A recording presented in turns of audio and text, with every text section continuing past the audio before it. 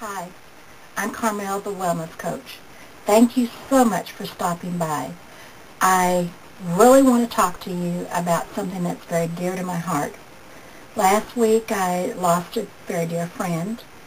She was a neighbor. We raised our kids together. We were exactly the same age. That really makes you think. And this week I have another dear friend that's in the hospital having a multi-bypass surgery. So I wanted to talk to you about reducing and reversing the effects of heart disease. I want you to know that you are in the driver's seat.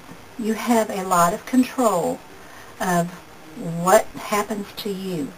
Yes, you might say, my whole family has cardiovascular disease. Well, mine does too.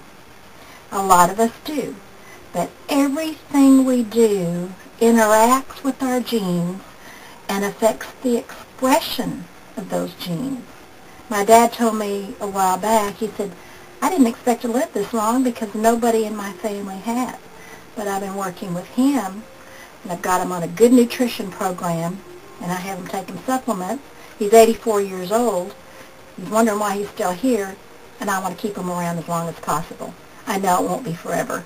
I just want to keep him around as long as possible. So we're talking about reducing and reversing the risk of heart disease. Now the first rule in my classes are fresh, raw, and not natural whenever possible. Fresh, raw, and natural foods. That's vitally important for us and our health. We want to have them in their natural state so they have enzymes and even nutrients that have not even been discovered yet. If you can get them, we want to have foods that are vine and tree ripened. That's hard to come by, but try to get them without chemicals. So this is very important. If they're fresh, raw, and natural, they're harder to digest. That's good. And they're higher in fiber. That's also vitally important. You want to keep from spiking your blood sugar, so you don't want to eat foods that are high glycemic. If you spike your blood sugar, it spikes up real high, dumps a bunch of sugar in the body, and then bottoms out. Keep your blood sugar levels as level and stable as possible. So you want to avoid high glycemic foods. Now when you first get up in the morning, don't just have a cup of coffee. Have breakfast. A real breakfast. If you can, have eggs and some meat and some fresh fruit. And that's very, very good. That'll help you a lot in keeping your blood sugar stable. Also, during the day, have protein with your meals. That is very important. And don't go a long time in between eating. It's best to have something every hour and a half to 2 hours.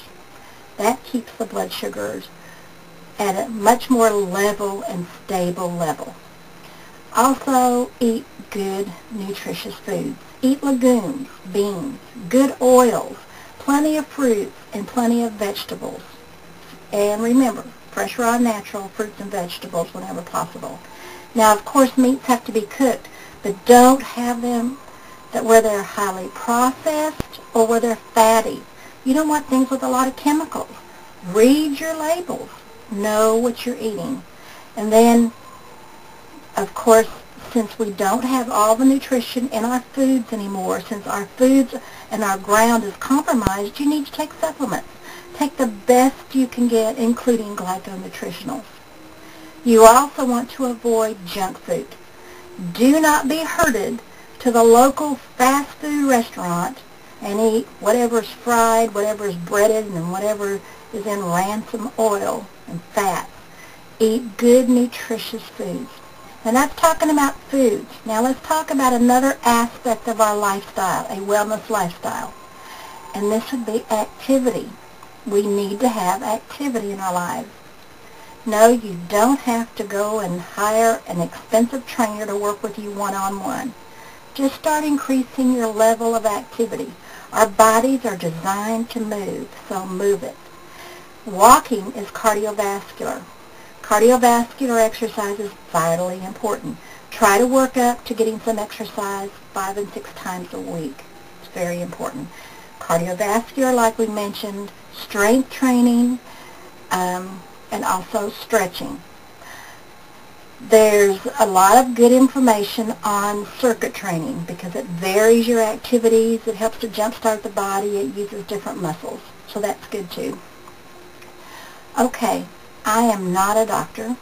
I am into wellness and into nutrition, but I do a lot of reading and a lot of studying and a lot of research.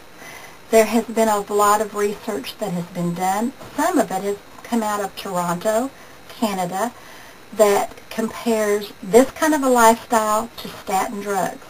Now the results have been pretty comparable, but with the drugs you have side effects.